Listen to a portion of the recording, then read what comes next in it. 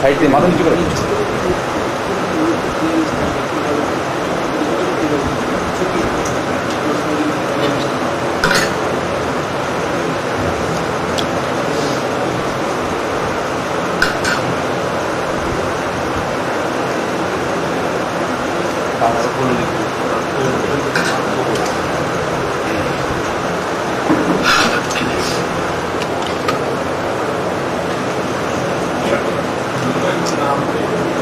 আপনি বেরিয়ে যাবেন একটু এগিয়ে যান সরে যান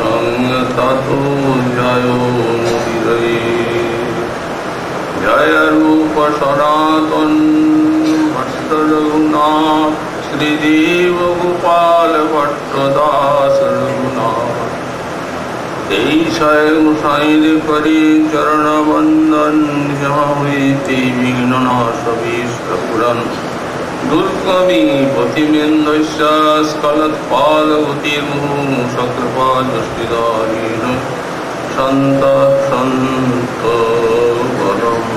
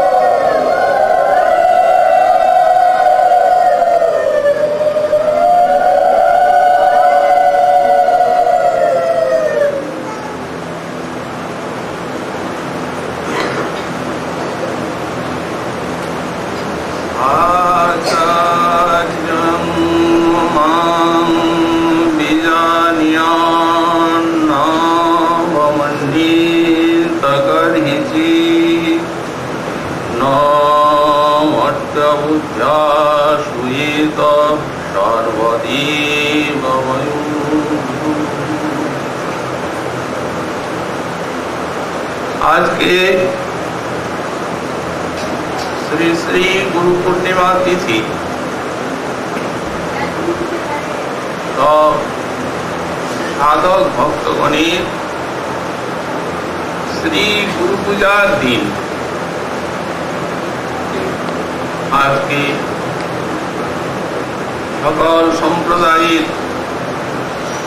साधकगण आपन आपन श्री श्री गुरुदेवेर पूजा आराधना करे और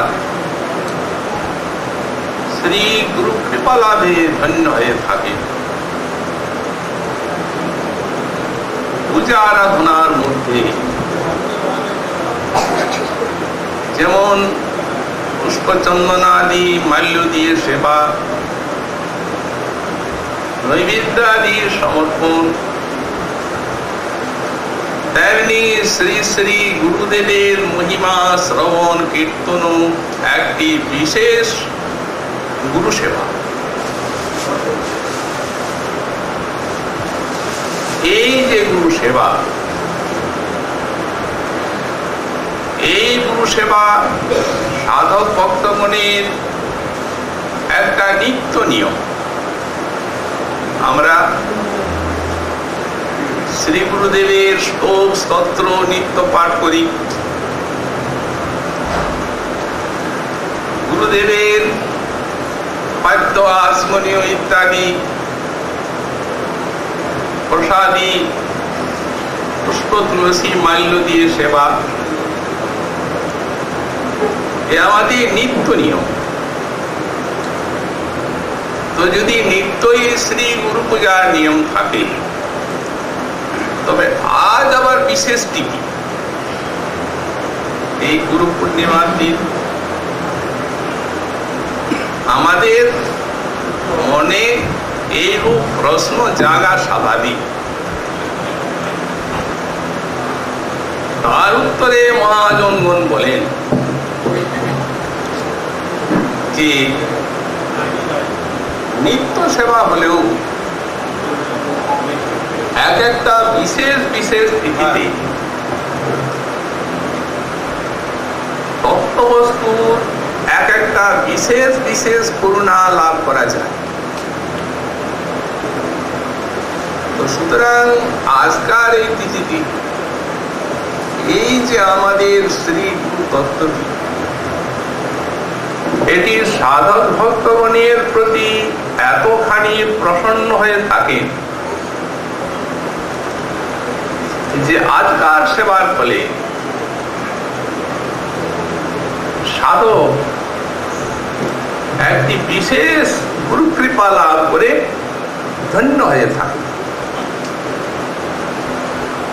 শ্রীমৎ জীব গোসাই পাদ তিনি তার শ্রী ভক্তি সন্দর্ভ গ্রন্থে এই যে গুরু কৃপা, এই গুরু কৃপার বিশেষ महत्व বা শক্তি বর্ণনা করেছেন। উনি লিখছেন, স্ব নানা প্রতিকার দুস্তৈর্য অনর্থ হানু ভগবত পরম প্রসাদ সিদ্ধ চ শ্রী গুরু কৃপাহি মূলম। এই প্রসঙ্গে শ্রী গোস্বামী পাদ লিখছেন, এই যে গুরু কৃপা, উনি বলছেন সাধক ভক্তগণ ভক্তির সাধনা করছে। এই ভক্তি জ্ঞান যোগাদি সাধনার মতো নয়। ভক্তি সাধনা প্রগতিশীল। যদি ভক্ত সাধকের চিত্তে অনুরূপ অপরাধ আদি অনর্থ বা কালুষ্য না থাকে, তাহলে এই ভক্তি সাধনা দূরে থাক, ভক্তির আভাসেও জীব ধন্য হতে পারে। তার দৃষ্টান্ত আমাদের শ্রীমদ্ ভাগবতে শ্রী অজামিল নামের আভাসে ভাগবত পাদ পদ্ম লাভ করলেন অজামিল। তো সুতরাং সাক্ষাৎ ভজনে যে কতখানি শক্তি তা তো সহজেই বোঝা যায়। ভক্তি এতখানি শক্তিশালী সাধনা, কিন্তু মাঝিস ব্যক্তির এইরূপ প্রগতিশীল এবং শক্তিশালী ভক্তি সাধনাকে অবলম্বন করেও যে কোনো উন্নতি দেখা যাচ্ছে না। এর কারণটা কি? এর কারণটা হচ্ছে ইহ জন্মের বা পূর্ব জন্মের সাধকের অপরাধ আদি অনর্থ। এছাড়া এই শক্তিশালী ভক্তি সাধনাকে বাধা দেবে এমন কারণ কোনো নাই। যদি কেউ মনে করেন যে এই জীবনে যে কোনো অপরাধ করেছি তা তো মনে হয় না, তাহলে বুঝতে হবে পূর্ব জীবনের অপরাধের অস্তিত্ব আছে। কারণ হলো কারণ ফলের যে কারণ সেটাকে ফলটা দেখেই কারণ অনুমান করা যায়। হচ্ছে না কেন? গোসাই পাদ লিখছেন অতএব অনর্থই হচ্ছে একমাত্র বাধা। তো এই যে সাধকের অনর্থগুলি স্ব নানা প্রতিকার ও দুস্তৈর্য অনর্থ হানু, তার মানে প্রত্যেকটা অনর্থ নাশের এক একটা উপায় শাস্ত্র মহাজন বর্ণনা করে দিয়েছে। মনে করুন যেন যে সাধু নিন্দা একটা নামাপরাধ, এই নামাপরাধ নাশের উপায় বলছেন আমাদের শাস্ত্র যে যে সাধুর চরণে অপরাধ তিনি যদি ক্ষমা করেন তাহলে ওটা থাকবে না। এইরূপ প্রত্যেকটি অপরাধের নাশের ধরা বাঁধা এক একটা উপায় বর্ণিত আছে। কিন্তু সেই উপায়ের দ্বারাও যদি সেই অনর্থ নাশ না হয়, এইরূপ দুস্তৈর্য অনর্থ যেগুলো, সেই দুস্তৈর্য অনর্থ নাশ বিষয়ে এবং সপ্রেম ভগবত প্রাপ্তি বিষয়ে শ্রী গুরু কৃপাহি মূলম, শ্রী গুরুদেবের কৃপাটি হচ্ছে মূল। এই যে গোস্বামী পাদ শ্রী গুরু কৃপাহি মূলম, এই মূলম শব্দটি প্রয়োগ করেছে, এর তাৎপর্য বুঝতে হবে। মনে করুন, যে যে উপায়ের দ্বারা যে যে অনর্থ আমাদের নাশ হবে সাধক জীবনে, সেই সেই উপায়গুলি করে চলেছে। কিন্তু সেই উপায়গুলি অবলম্বন করলেও যদি মূলে গুরু কৃপা না থাকে, সেই উপায়ের দ্বারা ভক্তি মহারানী প্রসন্ন হবেন না। এই জন্যই মূলম পক্ষান্তরে একমাত্র গুরু কৃপার দ্বারা সমস্ত অনর্থ নাশ হতে পারে, যদি অন্য উপায় আপনি অবলম্বন নাও করেন। এটা কারো সকল্পিত সিদ্ধান্ত নয়, এটা ভাগবতের কথা। শ্রীমদ্ ভাগবতে সপ্তম স্কন্ধে মহারাজ যুধিষ্ঠিরের নিকটে উপদেশ দিচ্ছেন শ্রী দেবর্ষি নারদ। এই প্রসঙ্গটাই উপদেশ দিচ্ছেন, এই অনর্থ নাশ। উনি বলছেন, হে মহারাজ, যদি কাম বা কামনাকে নাশ করতে হয় তো সংকল্পকে বর্জন করতে হবে। এই যে আমাদের ভাবনা, এ করবো সে করবো, এই যে সংকল্প বিকল্প, এগুলি ছাড়তে হবে। যদি কামকে নাশ করতে হয়, যদি ক্রোধকে নাশ করতে হয়, তাহলে কাম ছাড়তে হবে। কাম মানে কামনা, কারণ এই কামনা প্রতিহত হয়ে আর ক্রোধ হয়।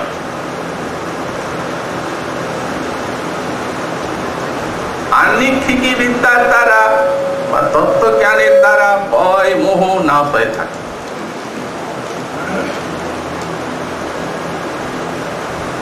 অর্থে অনর্থ বুদ্ধির দ্বারা লোভ জয় করা যায়।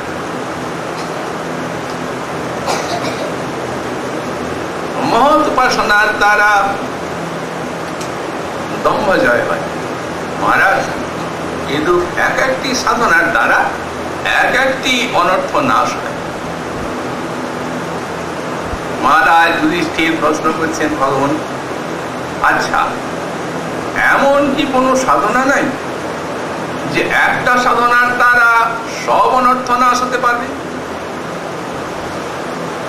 দেবর্ষি বলছেন, মহারাজ, একটা আছে।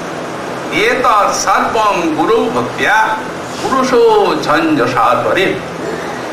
যদি শ্রী গুরু চরণে ভক্তি থাকে সাধকের, তো এত সর্বম, এই যতগুলি অনর্থের কথা বললাম, এগুলি অনায়াসে সাধক অতিক্রম করে থাকে। অঞ্জসা, অনায়াসে, বেগ পেতে হয় না। অন্য উপায়ে বেগ পেতে হয়, কষ্টকর উপায়। কিন্তু গুরু কৃপা এমন এক জিনিস যে অনায়াসে সেই দুর্জয় অনর্থগুলি নাশ হয়ে যায়। কিন্তু এইরূপ গুরু কৃপা যদি আমাদের লাভ করতে হয়, তাহলে গুরুতত্ত্বের অনুশীলন করে এবং গুরুতত্ত্বটির যে গুরুত্ব তা উপলব্ধি করেই করতে হয়। এই জন্যে ঠাকুর মশাই বললেন, শ্রী গুরু চরণ পদ্ম কেবলই ভগবতী সদ। গুরুচরণ পদ্ম যেন ভক্তির ঘর। সদ্ম মানে গৃহ। গৃহে গেলেই যেন বস্তু লাভ করা যায়, তেমনি ভক্তির গৃহ গুরুচরণকে যদি প্রসন্ন করা যায়, ভক্তি লাভ করা যায়। কিন্তু বন্ধুই সাবধান বন্ধু, এখানে একটা সাবধান শব্দ প্রয়োগ করছে। কেন?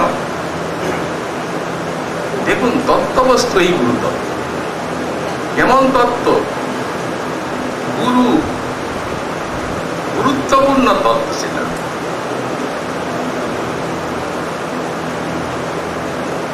গুরু যিনি, তিনি গুরুই, তিনি কখনোই লঘু হতে পারেন না। অতএব যাতে কোনরূপ লঘু আমার নিকটে না হয়ে যান আমার গুরুতত্ত্ব, এইভাবেই গুরুতত্ত্বকে জেনে আর শ্রী গুরুর আরাধনা পূজা সেবা করা দরকার। এখন গুরুতত্ত্ব গুরুত্বপূর্ণ বলেই স্বয়ং ভগবান শ্রীকৃষ্ণ তিনি নিজে গুরুতত্ত্বের ব্যাখ্যা করছেন, অন্যের হাতে ছেড়ে দিলেন না। উদ্ধবের নিকটে একাদশ স্কন্ধে এই গুরুতত্ত্বের ব্যাখ্যা করতে গিয়ে বললেন, আচার্য মাং বিজানিয়া, হে উদ্ধব, তোমার কাছে শ্রী গুরুতত্ত্বের কথা বলি। শ্রী গুরুকে আমার স্বরূপ বলে জানবে। আচার্য মাং বিজানিয়া, কৃষ্ণ গুরু রূপম শাস্ত্রের প্রমাণে, এই শাস্ত্র প্রমাণ। শাস্ত্র শিরোমণি শ্রীমদ ভাগবত বলেন, আর ভগবান শ্রীমুখে বলছেন আচার্য মাং বিজানিয়া, আচার্যকে আমারই স্বরূপ বলে জানবে। তারপর বলছেন নাম মন্যে তকর হিচিত, এই গুরুতত্ত্বকে কখনোই অবমাননা করবে না। তো যদি কারো মনে হয় যে ভগবান যখন বলছেন নিজের শ্রীমুখে যে শ্রীগুরু আমার স্বরূপ, তখন আমরা শ্রীগুরুকে অপমান করব কেন? তার উত্তরে মহাজন বলেন কারণ আছে। কারণ শ্রী গুরুতে মনুষ্য ধর্ম দেখা যায়। অতএব মনুষ্য ধর্ম দেখা যায় বলে যদি আমরা এই ভগবানের স্বরূপ শ্রী গুরু তত্ত্বের সাধারণ মনুষ্য জ্ঞান করি, তাহলে অবমাননা হয়ে যাবে। এই জন্যই পরে বললেন ন মর্ত বুদ্ধা শ্বেত, কখনোই এই মর্ত বুদ্ধিতে মানে মানুষ বুদ্ধিতে তার প্রতি অসূয়া করবে না। সম্প্রদায় সদ্গুরু, তাতে যদি কোনরূপ বিক্রিয়াও দেখা যায়, মনুষ্য বুদ্ধি করতে হবে না। গুরুর বিক্রিয়া যদি দেখো কখনো, তথাপি অবজ্ঞানানি পরপদাচ। এইখানেই শেষ নয়, গুরুতত্ত্ব আরো গুরু। এর তো ভগবান বললেন আমার স্বরূপ বলে জানবে, কিন্তু মহাজনগণ বলছেন আরো আছে। সাক্ষাৎ হরিতেন সমস্ত শাস্ত্রের উক্ত তথা ভাগবত এব সদ্ভি, কিন্তু প্রভুর য প্রিয় এব তস্য বন্দে গুরু শ্রী চরণারবিন্দম। গুরুদেবাষ্টকে বলছেন সাক্ষাৎ হরিতেন সমস্ত শাস্ত্রের উক্ত, শ্রী গুরুদেবকে সাক্ষাৎ হরি তত্ত্বত, তত্ত্বত গুরুতত্ত্বটিকে সাক্ষাৎ হরি বলে সব শাস্ত্র বলছে। এই তো শ্রীমদ ভাগবতের বাণী আমরা পেয়েছি। এবং তথা ভাগবত সদ্ভি, যারা মহাজন তারাও শ্রী গুরুতত্ত্বকে ভগবানের স্বরূপ বলে ভাবনা করেন। তাহলে শাস্ত্রবাণী আর মহাজন বাণী এই দুইটি তো প্রমাণ বলবান, আর কিছু নেই। শাস্ত্রবাণী তো বলছেন সাক্ষাৎ হরি। সাক্ষাৎ হরি মানে তিনি কৃষ্ণ ভক্ত স্বরূপত, তার গুরু স্বরূপ কৃষ্ণই। তিনি রাম ভক্ত, তিনি স্বরূপত তার গুরু স্বরূপ শ্রীরামই। এই সাক্ষাৎ হরি। পরে বলছেন কিন্তু প্রভুর প্রিয় তস্য, কিন্তু আবার তিনি প্রভুর অতি প্রিয় ভক্ত। তাহলে শ্রীগুরু ভগবানের স্বরূপ যেমন তার ভক্তটি, তেমনি তার সঙ্গে মিলিত আছে ভগবানের এই ভক্তের স্বরূপ। তাহলে দুটি বস্তুর সমন্বয়ে শ্রী শ্রী গুরু তত্ত্ব। একটি হচ্ছেন ভগবৎ স্বরূপ আর একটি হচ্ছেন ভগবৎ ভক্ত স্বরূপ, মিলিত বস্তু। এই কিন্তু শব্দটি ব্যবচ্ছেদার্থ হয়, আবার সমুচ্চয়ার্থ হয়। তো যদি কিন্তু শব্দকে ব্যবচ্ছেদার্থে ধরা যায়, তাহলে কিন্তু ওই সাধু শাস্ত্রের যে বাণী সেটি আর থাকলো না। অতএব সাধু শাস্ত্রের বাণীকে যদি সুরক্ষা করতে হয়, তাহলে কিন্তু শব্দটিকে সমুচ্চয়ার্থে নিতে হবে। তিনি যেমন একদিকে গুরুতত্ত্ব ভগবানের স্বরূপ, তেমনি আবার তিনি ভগবানের পরম প্রিয় ভক্ত। এই দুইটির সম্মিলনী তত্ত্ব শ্রী গুরুদেব। সুতরাং ভগবানের ভক্ত তিনি ঠিকই, কারণ আমরা দেখতে পাচ্ছি তিনি ভক্তের মতো ভজন সাধন করছেন, সাক্ষাৎ নাম করছেন, উপাসনা করছেন, সব কিছু। কিন্তু এই যে কৃষ্ণ তত্ত্ব স্বরূপটি এখানে বলা আছে মূলে, যদি আমাদের মনে হয় যে অন্যান্য ভক্ত যেমন উনিও ভজন করছেন, আবার আমার গুরুদেবও তেমনি ভজন করছেন, অতএব আমার গুরুদেব অন্যান্য একজন ভক্তেরই মতো, তাহলে কিন্তু বিপদ আছে। ওই জায়গায় সমন্বয়টাকে রাখতে হবে ওই স্থানে। দুটি তত্ত্বের সম্মিলনী এই নিগুড় গুরু তত্ত্ব।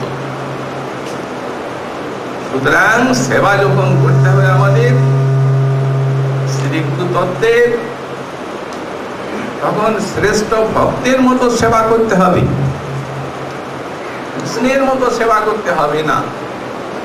ভক্ত তো স্বরূপটা ঠিক সেইখানে, কিন্তু সেবা যখন হবে তখন শ্রেষ্ঠ ভক্তের মতো সেবা। যদি আপনি শ্রী গুরু চরণে আমানিয়া ফুল তুলসী দেন, কৃষ্ণকে যেমন দিচ্ছেন, যখন শাস্ত্র বলছেন যে তিনি কৃষ্ণের স্বরূপ, তখন তাতে কি দোষ? দোষ আছে, কারণ সেবা সময়ে ভক্তে ঠিক আছে, সেবা সময়ে পরম প্রিয় ভক্তের মতো সেবা।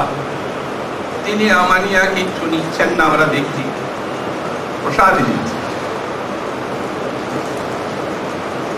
প্রসাদী ফুল তুলসী চন্দনাদি মালা, তেমনি কৃষ্ণের প্রসাদী নৈবেদ্যাদি দ্বারা এই শ্রী গুরুতত্ত্বের সেবা। এই সেবাটি এত শক্তিশালী যে আমাদের শ্রীজীব গোস্বামীপাদ আর লিখেছেন, শরণাগত্যৈব সর্বং সিদ্ধতি তত্রাপি বৈশিষ্ট্যলিপ্সু সপ্তশ্চেদ শ্রী ভগবৎ মন্ত্রোপদিষ্টৃণাম ভগবৎ তত্ত্বোপদিষ্টৃণাম শ্রী গুরুচরণানাম বিশেষত সেবাম এব ভূত্যাৎ। এই শ্রী গুরু সেবা বলছেন গুরুদেব দীক্ষা দিয়েছে, শিক্ষা দিয়েছে কিসে? কৃষ্ণ ভজনে, মহাপ্রভুর ভজনে, মঞ্জুরি হয় উপাসনা, সব শিক্ষা গুরুদেবের কাছ থেকে আমরা পেয়েছি। তো এই সমস্ত ভজনগুলি যদি গুরুদেবের আজ্ঞায় আমরা যথাযথ পালন করি, তাহলে গুরুদেব প্রসন্ন হবে, এবং সেটি হচ্ছে তার যথাযথ সেবা। সেবা মানে সুখ দান, আনন্দ দান। গুরুদেব তো বলেন নাই যে তুমি আমার সেবা করো, তা তো বলেননি। উনি কৃষ্ণের সেবা করতে বলছেন, উপাসনা করতে বলছেন। ভালোভাবে ভজন করলেই তিনি আনন্দিত, তিনি সুখী, সেইটি তার সেবা। শরণাগতির উপদেশ দিয়েছেন, গোবিন্দ পাদ পদ্মে শরণ নিয়ে আর ভজন সাধনের দ্বারা তুমি ধন্য হয়ে যাও। বললেন তিনি না বললেও যদিও শরণাগত্যৈব সর্বং সিদ্ধতি, কৃষ্ণ শরণাগতির দ্বারা সবই সিদ্ধি হয়, ঠিক আছে, কিন্তু তত্রাপি বৈশিষ্ট্য লিপ্সু, যদি কেউ আরো বিশেষভাবে শ্রীকৃষ্ণের কৃপা অতি শীঘ্র আকর্ষণ করার ইচ্ছা করেন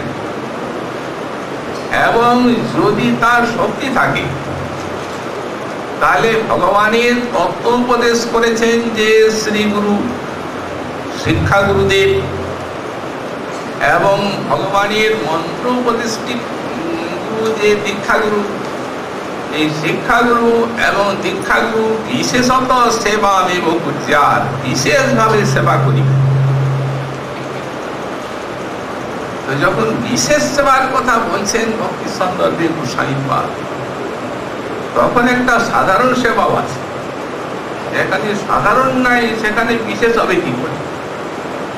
তাহলে দুটি জিনিস পাওয়া যাচ্ছে, একটি সাধারণ গুরু সেবা আর একটি বিশেষ গুরু সেবা। তো সাধারণ গুরু সেবা কি? যেমন আমরা নিত্য নিয়মিত ভগবানের সেবা আরাধনা করছি, পুজো করছি, গুরুদেবের চরণে আজ্ঞা আদেশ নিয়ে ভগবানের সেবা, ভগবত প্রসাদী সব গুরুতত্ত্বকে নিবেদন করছি, নিত্য গুরুদেবের অষ্টক স্তোত্র পাঠ করছি, ভোগ লাগাচ্ছি, এই সাধারণ সেবা। এইরূপ সেবাদেরও নিরপরাধ সাধক ভগবানের চরণে প্রেম লাভ করে ধন্য হয়ে থাকে। কিন্তু আর একটা সেবা আছে, সেটি হচ্ছে বিশেষ সেবা। এই বিশেষ সেবাটি কি? আর সেইখানে গোস্বামীপাদ লিখছেন, যদি আরো বিশেষ ফল লাভের আকাঙ্ক্ষা সাধকের থাকে, আর যদি তিনি সেই রূপ বিশেষ গুরু সেবায় যদি শক্তিমান এরূপ কথা আছে, তাহলে বিশেষ গুরু সেবা এটা আবার কি? বুঝতে হবে যে এটি নিশ্চয়ই কঠিন। যদি কঠিন না থাকতো তাহলে সপ্তস্থির শব্দ প্রয়োগের কোন অর্থ হয় না। এবং গোস্বামীপাদ যে সিদ্ধান্তটি করলেন, এর কোন শাস্ত্রের প্রমাণ আছে তাও আমাদের জানতে হবে। কারণ গোস্বামীপাদ কোন শাস্ত্রবাণী ব্যতীত কোন কথা বলেননি। আছে এরকম শাস্ত্র প্রমাণ, পদ্মপুরাণে দেবহূতি দেবীর স্তুতি আছে। একটি শ্লোকে তিনি বলছেন, ভক্তির যথা হরৌ মেষ্টি তদ বরিষ্ঠা গুরু যদি মমাস্তি তেন সত্যেন সন্দর্শাতু মে হরি। ভগবানের স্তুতি প্রসঙ্গে শ্রী দেবহূতি দেবী বলছেন, শ্রী ভগবানে আমার যে পরিমাণ ভক্তি আছে, যদি শ্রী গুরুদেবের তাহা অপেক্ষা অধিক ভক্তি থাকে, তাহলে সেই সত্যের দ্বারা ভগবান শ্রীহরি আমাকে শীঘ্র দর্শন দান করবেন। এতে অধিক সেবা পাওয়া যাচ্ছে, বিশেষ সেবা। এখন এইখানে একটা সমস্যা, গুরুদেব তো নিজের সেবার কথা বলেননি, তিনি তো বলেছেন কৃষ্ণের সেবা। কৃষ্ণ সেবাতেই গুরুদেব সুখী। যদি কৃষ্ণের থেকে বেশি নিষ্ঠা নিয়ে গুরু সেবা সাধক, তাহলে সেই গুরুতত্ত্ব প্রসন্ন হবেন কি করে? এর সমস্যার কথা। কারণ উনি নিজের সেবার কথা বলছেন না, উনি বলছেন কৃষ্ণ সেবার কথা, ভজনের কথা। সুতরাং ভজন যদি আমরা করি তাহলে তিনি সেটি তার শ্রেষ্ঠ সেবা। আমার বলা হচ্ছে না বিশেষ সেবা যদি ভগবানের থেকেও গুরুতে বেশি ভক্তি, সেটা আবার কি করে হতে পারে? এর সামঞ্জস্য কোথায় এবং এর দৃষ্টান্ত? দৃষ্টান্ত স্বরূপ একটা উদাহরণ দেখি। এক পতিব্রতা পতি সেবা করছেন। পতি কি বলছেন, তুমি আমার সেবা করো, তা বলেন নাই। ছেলেগুলিগুলিকে দেখ, পতিকে পড়াও, নিজের শরীরটার দিকে লক্ষ্য রাখ, খাওয়া দাওয়া করো ঠিক মতো, তবে আমার অনুমতি। সবই করে যাচ্ছেন পতিব্রতা, কিন্তু তার প্রাণের নিষ্ঠাটা কোনখানে? কারণ তিনি পতিব্রতা, পতিগত প্রাণা, সন্তানাদিকেও লালন পালন করছেন, নিজেও খাচ্ছেন দাচ্ছেন, পতির আজ্ঞায় সব কিছু করছেন, কিন্তু মনের যে নিষ্ঠা, সেই নিষ্ঠাটি পতিচরণেই নিবিষ্ট হয়েছে। ঠিক জিনিসটা এই,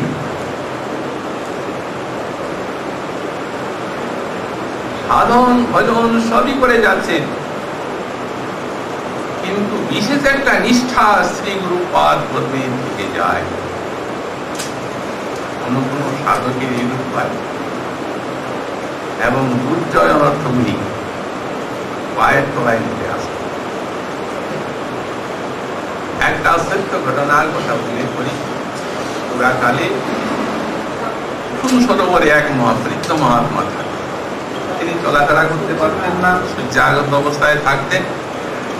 এক পরম নিষ্ঠাবান সাধক তার সেবা করতেন সবসময়, ওই গুরু সেবা নিয়ে থাকতেন। তারপরে হয়েছে কি, তিনি সে তো নির্জন জায়গা, সেখানে তো ওই শৌচে যাওয়া হয় মনের দিকে শৌচে যান, তখন দেখেন তার পেছনে পেছনে একটা ছায়া মূর্তি যেন ঘুরছে। কয়েকদিন দেখার পরে তিনি প্রশ্ন করছেন, কে তুমি, কি চাও? তখন সেই ছায়া মূর্তি বলছে, আমি হচ্ছি কুষ্ঠ বিহারী, আপনার দেহে আমার ভোগ আছে। ভগবানের ভক্ত যারা, তারা করতে চান, ভগবানের কাছে যদি প্রার্থনা করা হয় যে আমার রূপ শোকাদি নাশ করো প্রভু, তাহলে ভক্তি সুদ্ধা থাকেন না। আমার কর্মফল আমি ভোগ করে যাব। মহাজন বললেন, ইচ্ছা যদি করেন প্রারব্ধ নাশ হয়, কিন্তু সেই ইচ্ছার উদয় হয় না, শুদ্ধ ভক্তির হানি আছে। এই জন্য উনি বলছেন যে তুমি যদি আমার দেহে ভোগ থাকে এসে যাও। তখন সেই ছায়া মূর্তি উত্তর দিচ্ছে যে আপনার দেহে প্রবেশ করতে পারছি, দেহ আপনার এতদূর পবিত্র যে আমি এই জন্যই এই অপবিত্র জায়গায় অনুসন্ধান করছি, কোনো ফাঁকে যদি আপনার দেহে প্রবেশ করতে পারি, কিন্তু এখানেও পাচ্ছি। আপনি যদি দয়া করে আমাকে ভোগ করার সুযোগ দেন, তাহলেই সম্ভব, তা না হলে সম্ভব না। তো উনি বলছেন কতদিন? বলছেন 12 বছর আপনার দেহ ভোগ আছে। 12 বছর আমি গুরুদেবের সেবা করি, অতএব একদিন আমি না থাকলে গুরুদেব সে কিভাবে তিনি বাঁচবেন আর কিভাবে তার সেবা করবে, কেউ সেবক নেই। আর 12 বছর,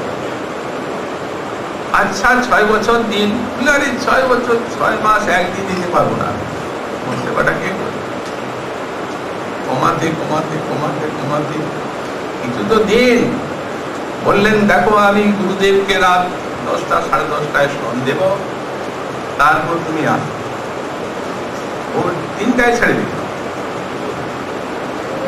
ওই সময়টা আচ্ছা তাই। তারপর সে তো ঠিক, কিন্তু যখন আপনি শয়নে যাবেন তখন কিন্তু লোক সংখ্যায় যে জল নেবেন না, তবে আমি যেতে পারি। আপনার শরীরে ঢোকার আমার শক্তি নেই, সামর্থ্য নেই, তা না হলে পেছনে পেছনে কি উনিও ভোগ দেবেন। এসব গুরুদেবকে স্মরণ দিলেন, বিছানায় শয়নে যাবেন, অনুশঙ্কা দিয়ে জল নিলেন না, এসে গেল রাত 3টা পর্যন্ত ভোগ হল সোনার মধ্যে। এগুলি সব প্রত্যক্ষ হল, প্রচলিত আছে এই সমস্ত কথা।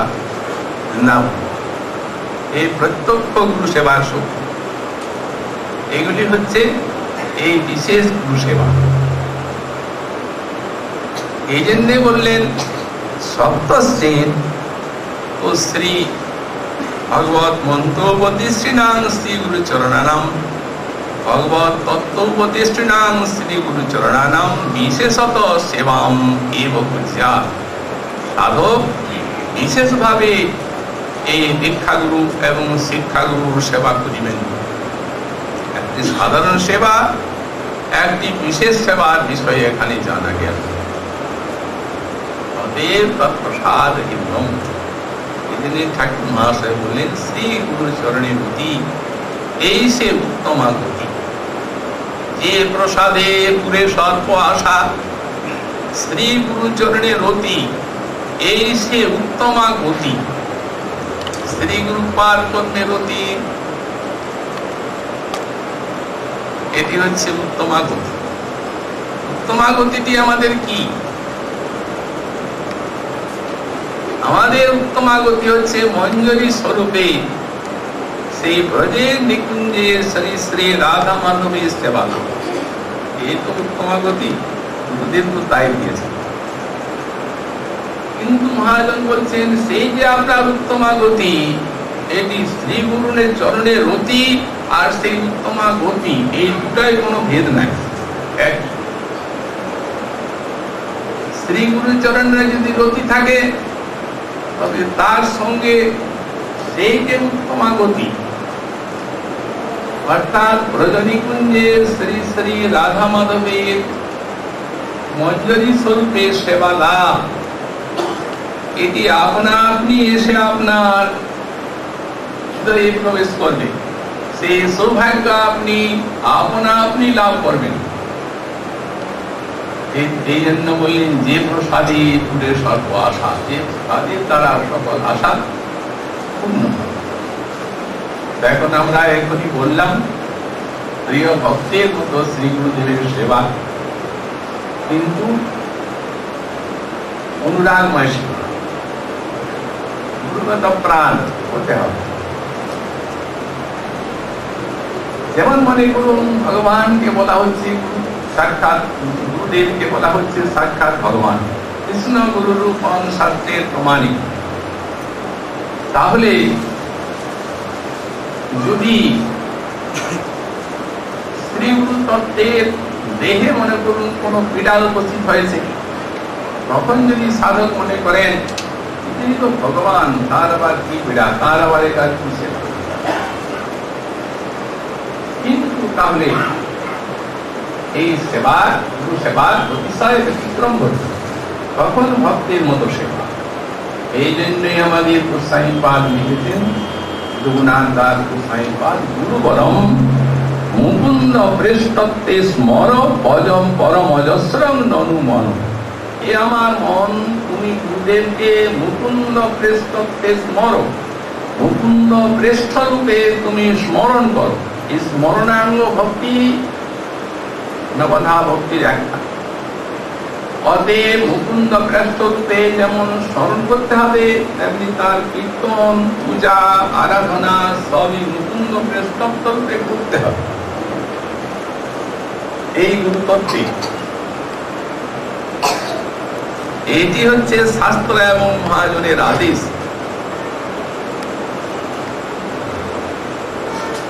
এইখানে প্রথমে আমরা যে শ্লোকটা বললাম, মনুষ্য বুদ্ধিতে অবজ্ঞা করিবে না, তাহলে মুকুন্দ প্রেষ্ঠত্ব রূপে যদি কোনো মনুষ্য বুদ্ধি এসে যায়, তাহলে তো অপরাধ হবে।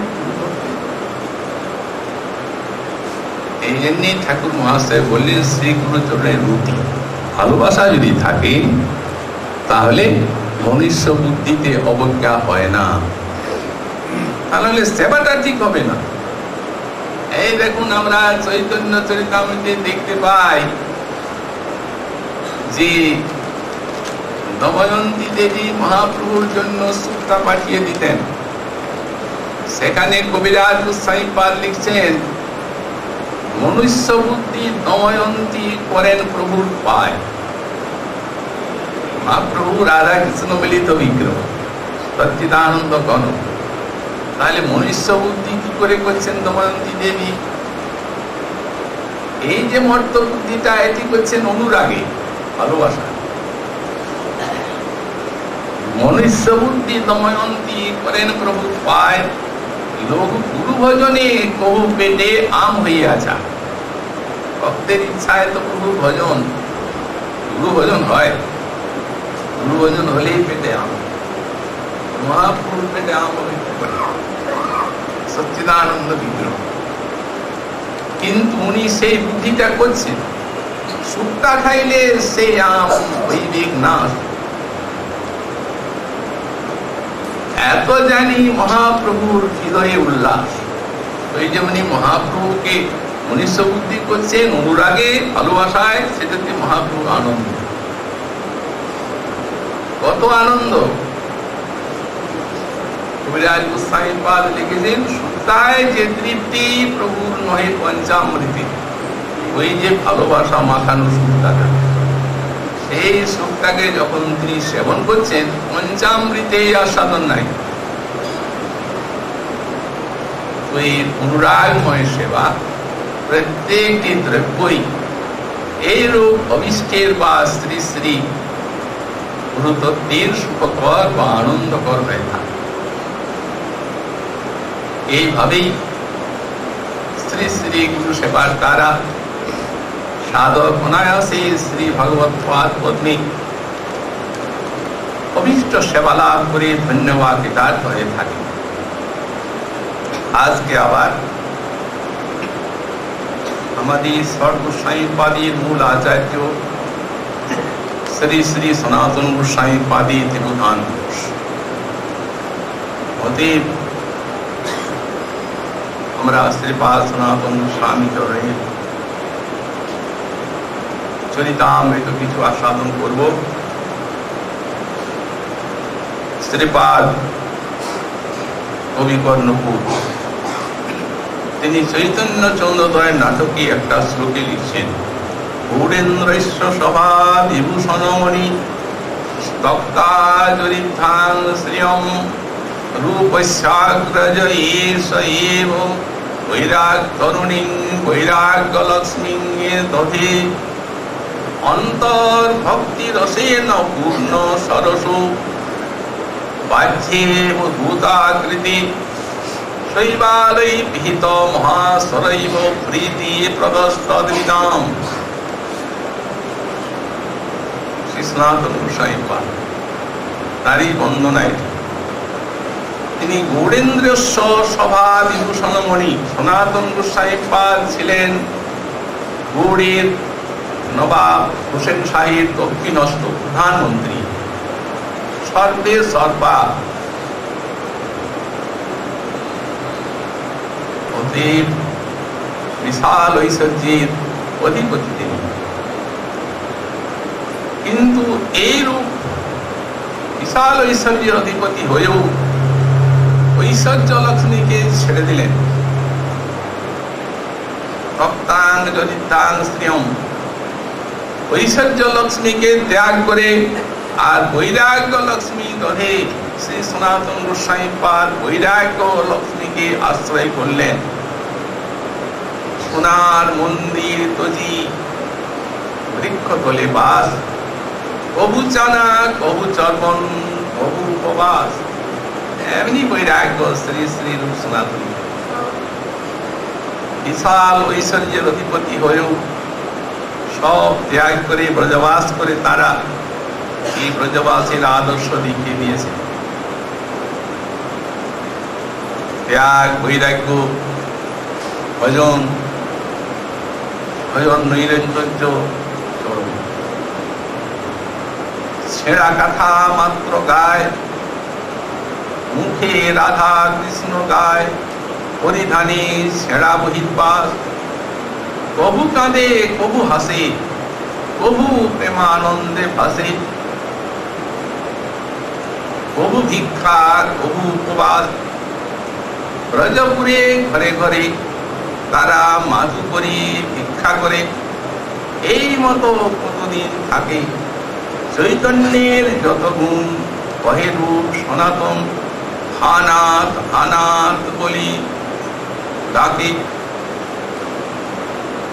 তাহা ছাড়ি কুঞ্জে কুঞ্জে প্রেমে রাধা কৃষ্ণে খুঁজে, ফলমূল করে ভক্ষণ। এরূপ সনাতনের বৈরাগ্যময় ভজন ধারা। কতদিন অন্তর্মনা 56 দণ্ড ভাবনা, চারিদণ্ড নিন্দা বৃক্ষ তলে। সেই চারিদণ্ড শ্রুতি থাকে, তারা স্বপ্নে রাধা কৃষ্ণে দেখে, ব্যর্থ নাহি যায় এক চিলে। এইরূপ সনাতনের আদর্শ ভজন, আদর্শ ত্যাগ বৈরাগ্য। তাই বললেন, যিনি বৈরাগ্য কমলার হাত ধরে বৃন্দাবনে চলে গেলেন, এত বড় বিশাল ঐশ্বর্যের অধিপতি হয়েও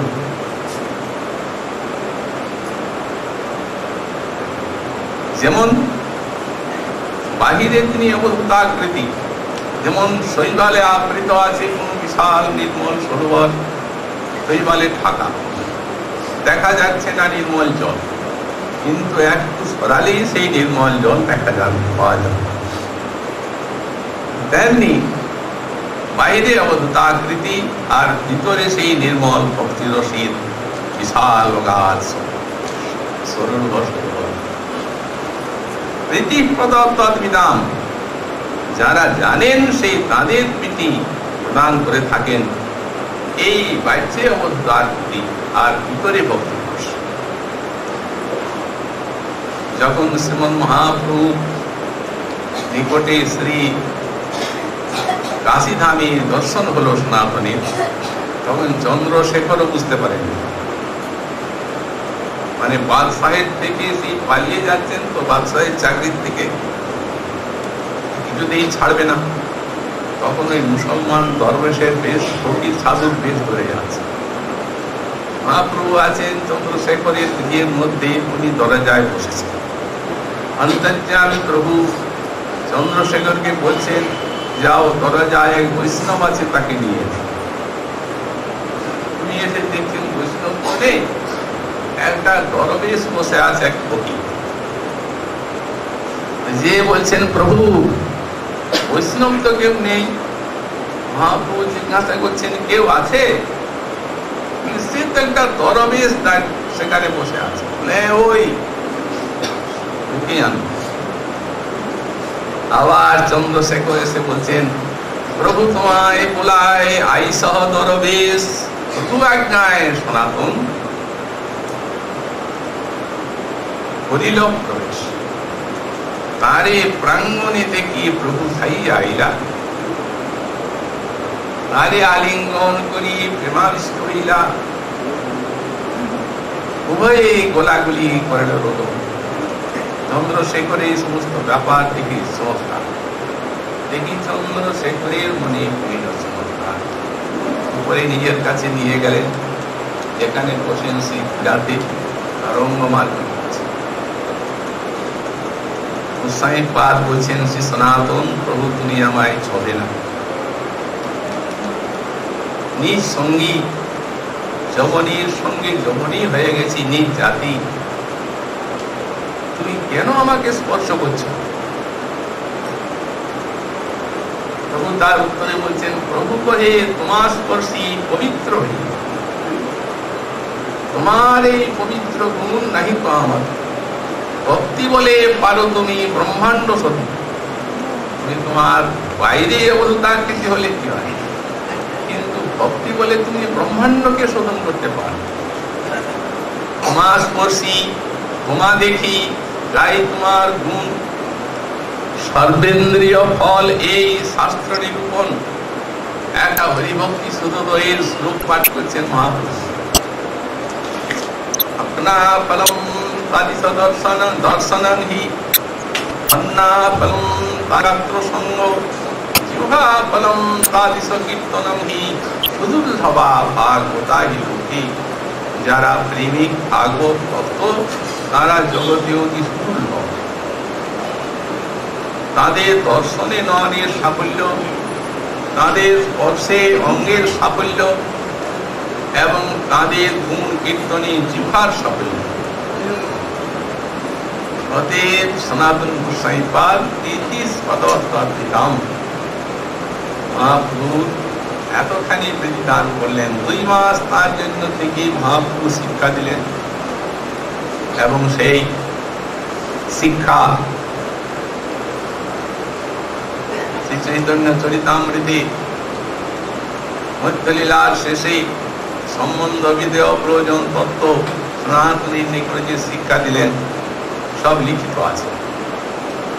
এবং এই সনাতন গোস্বামী পাদের জন্যই সাক্ষাৎ বেদময় মূর্তি শ্রীমৎ মহাপ্রভুর নিকট থেকে এই সকল সম্বন্ধ বিধেয় প্রয়োজন তত্ত্ব বিশ্বের মানব জানতে পেরেছে।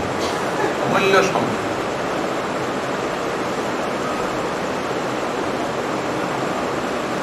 তারপর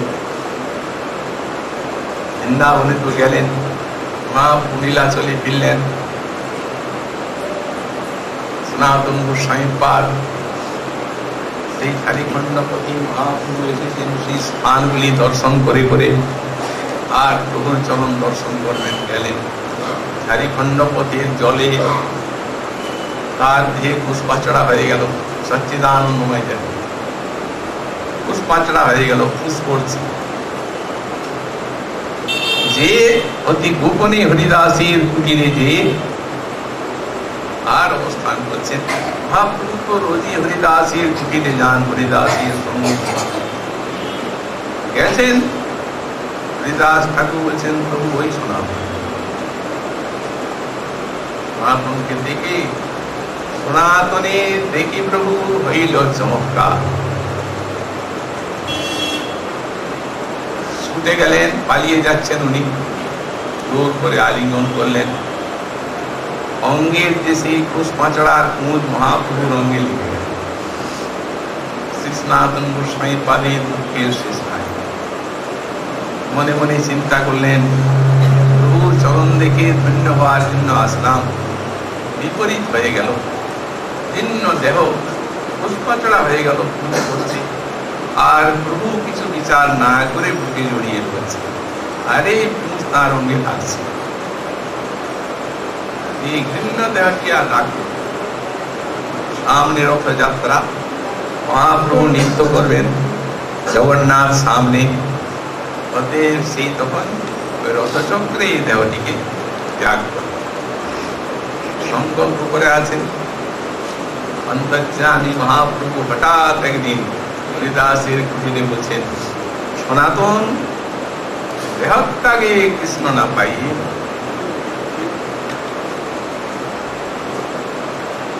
দেহত্যাগ করলে কৃষ্ণকে পাওয়া যায়।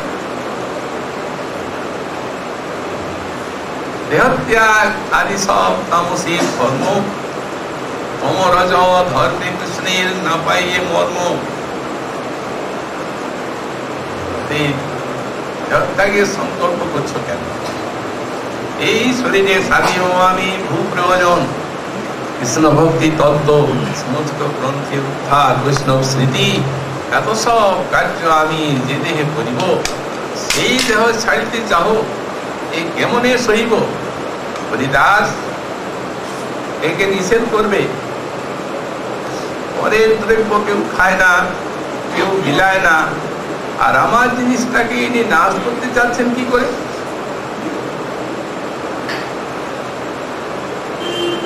হরিদাস কহেন, মিথ্যা অভিমান করি তোমার গম্ভীর হৃদয় বুঝিতে না পাই। একাদিশ তুমি হারি করিয়াছ অঙ্গীকার, নিজের মুখে বলছো তুমি এই দেহটা আমার, সনাতনের দেহ, এবং এই দেহের সাধিব আমি বহু প্রয়োজন। সুতরাং এর ভাগ্য এই কারো কি গোচর হয়? আমাকে ভাগ দিচ্ছ আবার একে বুঝাবার জন্য।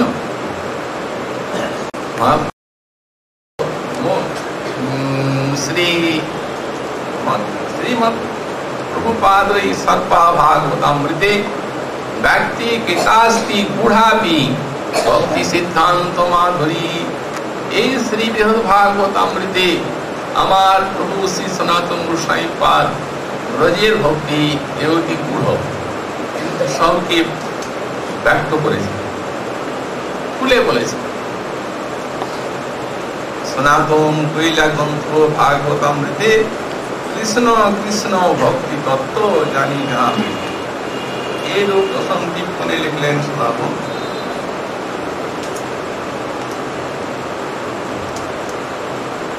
নিত্যই শীঘ্রে রাজ পরিক্রমা বৃদ্ধকালে ভগবান সইতে পারেন না, অথচ নিত্য শ্রী গিরিরাজ পরিক্রমা দেবেন। তখন সনাতনকে একটা শিলা দিলেন, বললে এই শিলা তুমি পরিক্রমা করবে, বৃদ্ধ বয়সে এত গিরিরাজ পরিক্রমা করছো, গিরিরাজ পরিক্রমার ফল তোমার চারবার এখনো সেই শিলা দামোদর মন্দিরে থেকে আর সনাতন গোস্বামী পাদের উপরে শ্রীমন মহাপ্রভু করুণা, সেই করুণা প্রকাশ হচ্ছে।